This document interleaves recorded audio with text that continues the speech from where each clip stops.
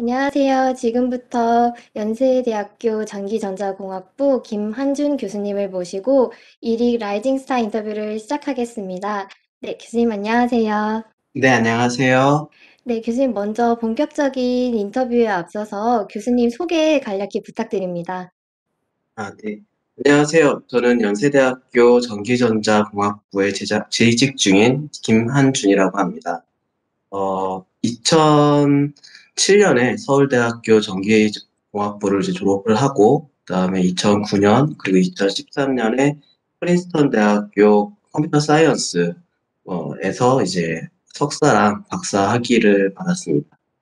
그리고 박사학위 취득한 다음에는 포항공대 창의 IT 융합공학과와 이제 컴퓨터공학과에서 이제 경직으로 했었고요. 그다음에 2018년 9월에 연세대학교 전기전자공학부에서 지금 이제 지내고 있습니다. 네, 교수님 말씀 감사드립니다. 네, 그럼 교수님 혹시 현재 진행하고 계신 주요 연구 분야에 대하여 소개 부탁드립니다. 네, 저희 연구 분야는 이제 컴파일러 최적화인데요. 이제 컴파일러는 뭐냐라고 하면은 이제 프로그램을 이제 사람이 이제 구현을 하게 되면은 그것을 이제 기계가 알아들을 수 있도록 번역을 해주는 그런 프로그램입니다. 그래서 그런 컴파일러를 이제 개발하고 있는 연구를 하고 있는데요. 주요 이제 목적은 이제 프로그래머보다 쉽게 개발할 수 있도록 이제 환경을 제공한다거나 프로그램 언어를 이제 제한하는 부분도 있고요. 그 다음에 최적화를 하면서 어떻게 하면 더 빠르게 프로그램을 돌아가게 할 수 있을 것인가? 아니면은 어떻게 하면 뭐 전력을 덜 소모하면서 좀 우리가 구동할 수 있을 것인가? 아니면 뭐 프로그램을 더 안전하게 구동할 수 있을 것인가? 이런 부분들을 이제 주로 연구하고 있습니다. 저희 연구실에서 주로 이제 타겟으로 하고 있는 이제 프로그램 언어는 C랑 C++ 이런 부분들을 대상으로 해가지고 컴파일을 하게 되는데요. 주요 이제 연구 내용들을 이제 하나씩 보게 되면은 C랑 C++ 그 프로그램을 예를 들면 하드웨어 코드를 되게 쉽게 만들 수 있도록 변형해주는 하이레벨 신세시스 기술들을 연구를 했었고, 그 다음에 뭐 텐서플로우나 파이토치 같이 요즘 이제 인공지능이 워낙 활발하게 이제 많이 되고 있는데, 그런 인공지능 프로그램들을 뭐 새로운 가속기에 맞춰가지고 최적화를 해준다거나, 아니면은 사물 인터넷 프로그램들을 보다 이제 편리하게 구현할 수 있도록 이제 연구 환경을 제공해주는 컴파일러 프레임워크를 만든다거나, 혹은 동용암호라고 해가지고 이제 그 암호화된 상태로 연산을 지원을 해주게 되는데, 그 부분이 좀 프로그래밍 시간이 좀 많이 오래 걸려요. 근데 그런 부분들을 어떻게 하면 더 효율적으로 구동할 수 있도록 평가를 해주는가, 그런 연구들을 진행을 하고 있습니다. 네, 교수님 소개해 주셔서 감사드립니다. 네, 교수님께서는 한국정보과학회와 IEEE 컴퓨터 소사이어티가 공동으로 수여하는 2020년도 젊은 정보 과학자상을 수상하셨습니다. 네, 다시 한번 진심으로 축하드립니다. 감사합니다. 네, 교수님 수상 소감에 대하여 말씀 부탁드립니다.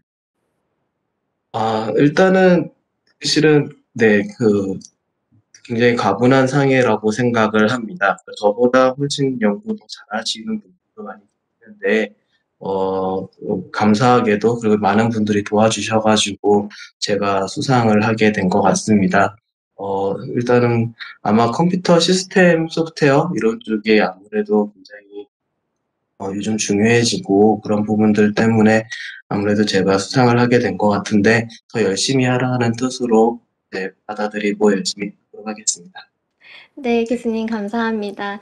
네, 교수님 그렇다면 앞서서 컴파일러 최적화를 대표적으로 연구한다고 말씀해 주셨는데요. 네, 이 분야를 선택하신 계기가 있으셨을까요? 아, 이제 저 같은 경우는 이제 박사 과정에 들어가면서 대학원에 이제 진학하면서 이 전공을 선택을 하게 됐는데요. 이제 유학을 가기 전에 이제 어떤 부분을 더 공부를 할까 재밌을 때 이제 컴퓨터 구조 이런 부분들이 굉장히 재밌어서 이제 진학을 하게 됐습니다. 그런데 그때 이제 제가 진학을 하게 될 당시 이제 멀티코어랑 이제 이런 부분들이 굉장히 많이 나오고 활발하게 연구가 될 때였는데요. 그때 이제 중요했던 이슈 중에 하나가, 그러면 코어가 여러 개가 있는데 그럼 이것을 어떻게 하면 다 같이 효율적으로 쓸 것인가? 그러니까 하드웨어는 준비가 됐는데 소프트웨어 쪽은 이제 준비가 되어 있지 않아서 그런 부분들을 이제 자동으로 병렬화해주는 그런 자동 병렬화 기술 쪽으로 연구를 하다 보니까 이제 컴파일러 지원이 굉장히 많이 필요하게 됐고, 그러면서 이제 컴파일러 연구를 하게 되었습니다. 네, 교수님 말씀 감사드립니다.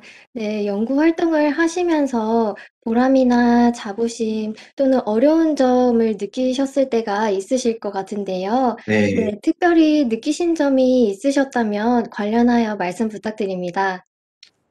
컴파일러 연구 같은 경우는 실제 시스템, 컴파일러 프레임워크 시스템을 만들어야 되는 부분이기 때문에요. 그리고 직접 이제 그 컴퓨터에서 다 돌아가서 이제 작동 동작을 하는 그런 부분까지 다 한 다음에 이제 그 논문을 쓰거나 아니면 연구를 이제 했다고 할 수가 있어요. 근데 이제 그런 경우에 있어서 아이디어는 뭐 A라는 아이디어가 있는데 A라는 아이디어는 이미 다 구현했는데 그 외적인 부분들 때문에 이제 성능이 안 나오거나 이런 그런 부분들이 있어서 이제 그런 부분들까지 다 구현을 해가지고 하다 보면은 굉장히 시간이 많이 걸립니다. 근데 이제 그런 많은 이제 코너 케이스들이라던가 이런 부분을 하면서 실제 돌아가는 이런 부분들을 보게 되면은 내가 만든 게 진짜 잘 동작을 하는구나 이런 부분에서 이제 뿌듯하기도 하고, 한편으로는 그런 부분들을 하나하나씩 다 만들면서 굉장히 오랜 시간이 들고 많은 노력들이 필요한데요. 그런 부분들이 한편으로는 힘들기도 한데 이제 끝에서 이제 마지막에 결과가 잘 나오는 걸 보면은 이제 뿌듯하기도 하고 자부심도 느끼고 실제 막 돌아간다는 부분에서 굉장히 의의가 있다고 할 수가 있습니다. 네, 교수님 말씀 감사드립니다. 네, 그렇다면 교수님께서 현재 연구하고 계시는 분야의 트렌드와 향후 연구 및 기술 전망에 대한 교수님의 소견을 듣고 싶습니다.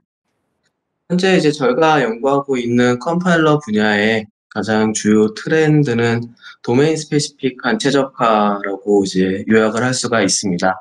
그래서 이제 예를 들면은 딥러닝 어플리케이션처럼 이제 특정 분야, 특정 어플리케이션이 굉장히 많이 쓰이게 되고, 그다음에 그 부분에 대한 뭐 가속기, 그런 하드웨어들이 이제 나오게 되는데, 그러면 이제 컴파일러 또한 그 특정 가속기와 특정 분야의 어플리케이션, 특정 도메인의 어플리케이션에 대해 최적화돼서 이제 하는 그런 부분들로 이제 많이 발전을 하고 있습니다. 예를 들면 뭐 텐서플로우 컴파일러 프레임워크 아니면 뭐 파이토치 이런 부분들처럼 이제 계속 프레임워크를 지원하고, 그다음에 뭐 TPU를 위한 컴파일러나 아니면 이제 다른 MPU를 위한 이제 컴파일러들을 이렇게 만들어주게 되는데요. 이런 것처럼 이제 컴파일러 기술들이 이제 특정 도메인에 맞춰가지고 최적화를 하고 이제 그런 부분들을 하고 있기 때문에, 그리고 이런 도메인들은 이제 지금은 인공지능이지만은 뭐 조금 있다가 나중에 되면은 또 다른 도메인, 예를 들면 보안이 중요해졌다 그러면 보안에 맞춰가지고서는 그런 최적화를 해준다거나 가속기를 만들면 그 가속기를 지원을 해준다거나 그런 식으로 이제 발전이 될 것 같습니다. 그러니까 옛날처럼 뭐 일반적인 프로그램들을 다 지원해주는 이런 부분들로 최적화가 된다기보다는 특정 도메인에 맞춰가지고 최적화를 하는 쪽으로 이제 가게 될 텐데요. 그럼에도 불구하고 이제 만약에 이쪽 부분에 대해서 연구를 하시겠다는 그런 는 가장 중요한 거는 어쨌든 코어 기술이 가장 중요하다고 생각을 합니다. 그러니까 인공지능에 대해서 최적화를 한다. 그러면 인공지능이 어떻게 돌아가는지, 이런 어플리케이션 어떻게 돌아가는지도 분명히 다 이해를 하고, 그다음에 가속기가 어떤 구조로 만들어졌는지도 이해를 한 다음에 최적화를 해주는 부분들이 필요하지만, 그에 앞서서 컴파일러가 어떤 식으로 프로그램을 이해하고, 그다음 어떤 식으로 하드웨어에 맞춰서 이제 코드를 생성을 해내는지, 이런 부분들을 이해를 하고 있어야 또 다른 도메인이 유행을 하게 되었을 때, 중요하게 되었을 때, 그런 기술들, 핵심 기술들을 가지고 다시 적용을 할 수 있기 때문에, 가장 중요한 부분들은 역시 코어 기술이 가장 중요한 것 같고요. 하지만, 뭐, 굉장히 지금 막 파고가 되고 있는 그런 도메인들에 대한 이해는 필요하긴 하다고 생각을 합니다. 네, 교수님 말씀 감사드립니다. 네, 그럼 혹시 교수님에게 영향을 미친 인물이나 또 교수님께서 귀감으로 삼으시는 연구자가 있으시다면 말씀 부탁드립니다. 저 같은 경우는 크게 두 분이 계시는데요. 첫 번째는 저희 박사님 지도 교수님이신 프린스턴 대학교의 데이빗 어거스틴 일단 연구적인 측면에서 굉장히 많이 영향을 주셨습니다. 그래서 어떻게 하면은 이제 그 문제를 접근을 하는지, 그리고 이제 문제를 어떻게 푸는지, 이런 부분들에 대해서, 그리고 학생들하고의 관계, 이런 부분들에 있어서 굉장히 많은 영향을 주셨고, 연구 주제 잡는 법, 그리고 논문 읽는 법, 이런 부분들도 그냥 몰랐었는데, 처음 이제 학부박 졸업하고 갔을 때는 아무도 모르는 상태였는데, 이제 지도 교수님의 도움으로 이제 많이 발전을 할 수가 있었고요. 그 다음에 또 다른 한 분은 그 포항공대에 이제 재직했을 때 당시 컴퓨터공학과 학과장이셨던 김종 교수님께 굉장히 많이 배웠습니다. 김종 교수님께서 그 학과에서 이제 학생들을 위한 프로그램들을 굉장히 많이 만드셨는데, 그때 이제 그런 활동을 같이 하면서, 아, 이런 부분들이 학부 교육에 있어서 굉장히 중요하구나. 그다음에 학생들이 이런 식으로 생각을 하는구나. 이런 교류를 어떻게 해야 되는구나. 이런 부분들에 대해서 굉장히 많은 영향을 받고, 학부 교육의 중요성, 이런 부분들에 대해서 생각을 하게 되었습니다. 네, 말씀 감사드립니다. 네, 교수님께서 말씀해 주신 두 분 교수님을 들으니 정말 학생들을 위하는 마음이 크신 분이라는 거를 알 수 있었는데요.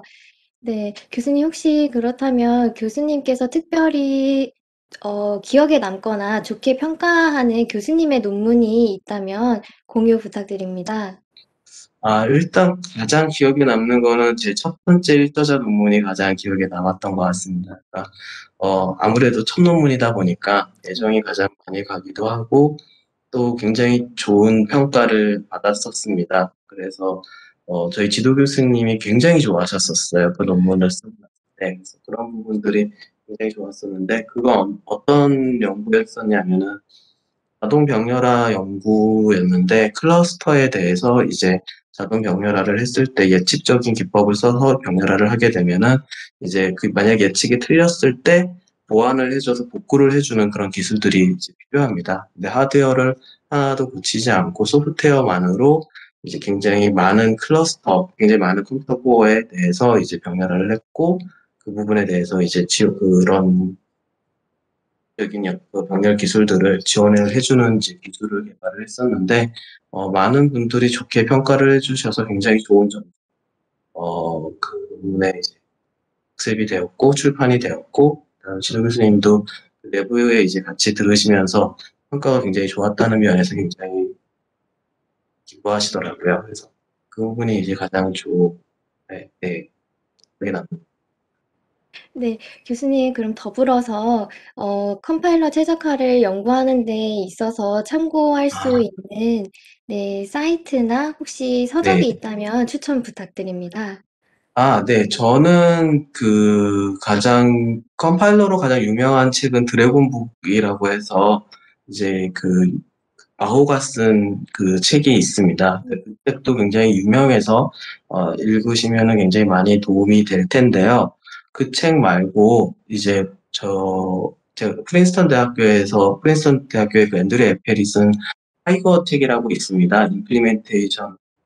컴파일러 임플리멘테이션 관련된 책인데 그 책이 굉장히 쉽게 쓰여져 있어요. 그래서 아마 처음 컴파일러를 접하시는 분들이 이제 그 책을 보시게 되면은 하나하나 따라가면서 컴파일러를 이렇게 구현하는 거구나 이런 부분들을 보실 수가 있는데 그게 뭐 쉽게 쓰여져 있다고 해서 내용이 막 없거나 빠지거나 그런 건 아니고 다른 책들에 있는 내용들도 다 들어가 있거든요. 그래서 저는 그 책을 가장 많이 추천을 합니다. 네, 교수님 감사합니다. 네, 그 이 분야로 진학하려는 후배들에게 필요한 지식과 자세에 대해 조언해 주시면 정말 큰 도움이 될 것 같습니다. 네, 관련하여 말씀 부탁드립니다. 아, 이 분야를 만약에 하시는 분들이 계신다고 하면은 아마 가장 중요한 그런 덕목이 참을성 아닐까 싶습니다. 그러니까 굉장히 오래오래 걸려요. 저희 같은 경우는 논문 한 편 쓰려면은 2년 정도 투자를 해가지고서는 일을 한 다음에 뭐 한 편, 뭐 한두 편, 이런 식으로 나오게 되는데, 왜냐면 이제 다 구현을 처음부터 끝까지 다 해서 실제 돌아가는 그 시스템 위에서 이제 아이디어를 추가하면서 올라가니까 그렇게 되기 때문에 굉장히 많은 인내심이 필요합니다. 하지만 그렇게 오랜 시간이 들어가지고선 자기가 어떤 거를 하나를 만들었고 그게 완벽하게 동작하는 것들을 구현을 하다 보면은 생각 외로 굉장히 많이 배워요. 이게 논문적인 성과 이런 그 양적인 성과 이런 부분들은 조금 있지만은 돌이켜서 생각해서 2년 전의 모습, 1년 전에 제 모습을 봤을 때, 몇 년 전의 모습을 봤을 때 굉장히 많이 발전해 있는 모습들을 발견할 수가 있었습니다. 저도 이제 대학원생 때 이제 그런 연구를 하면서 입학했을 때 대비 이렇게 발전했는데 한번 졸업할 때 보니까 옛날에 구현했던 코드를 보면서 이런 식으로 구현했지 했을 정도로 이제 많이 발전했었고 이런 느낌들을 제가 지도하는 학생들한테도 이제 물어보게 되면은 학생들도 1년 전에 비해서 굉장히 많이 발전했다. 아니면은 뭐 몇 년 전 대비는 굉장히 지금은 많이 다르죠. 완전히 다르죠라는 거고 저도 그렇게 느끼고요. 그런 것처럼 아마 인내심을 갖고 꾸준히 하시다 보면은 당장 어제와 오늘은 비슷비슷해 보일지 모르겠지만은 1년, 2년 혹은 뭐 이제 박사과정을 하신다고 하면은 5, 6년 뒤에는 굉장히 많이 발전해 있는 모습을 확인하실 수 있습니다. 그리고 그런 거만큼 또 굉장히 많이 대접을 받으실 거예요. 그리고 또 하나 보통 제가 많이 학생들한테 지도하면서 해주는 조언인데요. 여러분들이 어떤 일을 하거나 이런 부분을 했을 때 꼭 이 분야가 아니셔도 괜찮아요. 그러니까 뭐 다른 분야를 연구를 하셔도 괜찮은데, 아니면 뭐 다른 연구가 아니라 다른 걸 하셔도 괜찮은데요. 만약에 본인이 이제 공부를 하신다라고 하게 되면은, 본인의 그 진입장벽을 높일 수 있는 그런 연구나 일을 하시면 좋을 것 같습니다. 그러니까 커리어를 쌓는다고 했을 때 이제 예를 들면은 제가 어떤 커리어를 쌓아가지고 일을 해가지고 나와서 생긴 전문성이 그렇죠? 뭐 5년간 일을 했는데 그거 한 6개월만 배우면 다 해. 뭐 3개월만 배우면 나도 저렇게 할 수 있어. 이런 쪽으로 전문성을 쌓아보시다 보면은 아무래도 그러면 자기의 그 진입 장벽은 3개월, 6개월밖에 되지 않아요. 그러면은 다른 사람들이 쉽게 그 전문성을 획득을 해가지고 경쟁에 들어오게 되고 그러면 본인의 경쟁력이 많이 아마 낮아질 수밖에 없을 겁니다. 하지만 이제 그게 아니라 내가 5년간 뭐 연구를 해서 공부했다, 다른 직업을 해서 내가 오랫동안 했더니 내가 가진 전문성을 따라오려면은 한 2, 3년이 걸린다라고 한다고 하면은 그런 전문성을 가질 수 있는 사람은 몇 안 되거든요. 그리고 만약에 새로운 회사나 아니면 어떤 분야에서 그런 전문성을 가진 사람을 필요로 한다라고 하면은 그건 나밖에 안 돼. 나 아니면 안 돼. 이런 식으로 될 수밖에 없거든요. 그러면 이제 본인의 부가가치가 훨씬 더 올라가게 되는 거고, 그러면 또 이제 아무래도 더 좋은 기회를 얻을 수 있지 않을까 싶습니다. 그러니까 어려울지 모르겠지만은 이게 내가 하는 길이 나의 부가가치를 높일 수 있다, 진입장벽을 높일 수 있다, 내 진입장벽을 높일 수 있다라고 한다면은 그러면은 시도를 해보시는 것도 굉장히 좋다고 생각을 합니다. 네, 교수님 좋은 말씀 감사합니다. 네, 그렇다면 약간 교수님들께서 많이들 어려워하시는 질문이기도 한데요. 네, 교수님을 표현할 수 있는 키워드를 꼽는다면 네, 무엇일지 네, 말씀 부탁드립니다. 저는 아마 실패 같지 않을까 싶습니다. 그러니까 뭐 수상한 거랑 뭐 이런 부분을 이런 기회로 인터뷰까지도 하긴 했지만은 실은 굉장히 많이 떨어졌어요. 논문도 내면은 많이 떨어지고 뭐 지금도 뭐 제안서 같은 부분들도 쭉쭉 떨어지고 있었고, 그러니까 되는 것도 있지만은 그 이면에는 굉장히 많이 탈락한 부분들이 있어요. 저도 논문이나 뭐 제안서 내면은 합격률이 뭐 20%, 뭐 10%이 정도밖에 안 됩니다. 그러니까 하지만 이제 외부에서 보이는 거는 된 거밖에는 못 봐요. 그렇죠? 그렇기 때문에 본인 지금 이렇게 한다고 해가지고 너무 아쉬워하고 뭐 주저앉으실 이유는 없다고 말씀드리고 싶고, 저도 그냥 떨어지면은 뭐 속상하고 스트레스도 받고 이러긴 하지만은 그래도 뭐 다음에 또 내야지 뭐 어떡하겠어. 어쩌겠어요. 그저 떨어졌는데. 근데 그래도 계속 내다 보면은 또 좋은 기회로 이제 되는 것 같습니다. 네. 네, 교수님 감사합니다. 네, 그럼 어느덧 벌써 마지막 질문이 되었는데요. 네, 연구와 관련한 앞으로의 계획이 있으시다면, 네, 공유 부탁드립니다. 저희 하고 싶은 것 중에 하나가 실은 컴파일러 개발자라면 아무래도 누구나 다 하고 싶은 것 중에 하나이실 것 같은데, 그, 제가 만든 프로그램들이 많은 사람들이 이제 썼으면 좋겠어요. 그런 부분들을 위해서 제가 연구한 그런 성과들을 하나하나씩 공개를 하고 있습니다.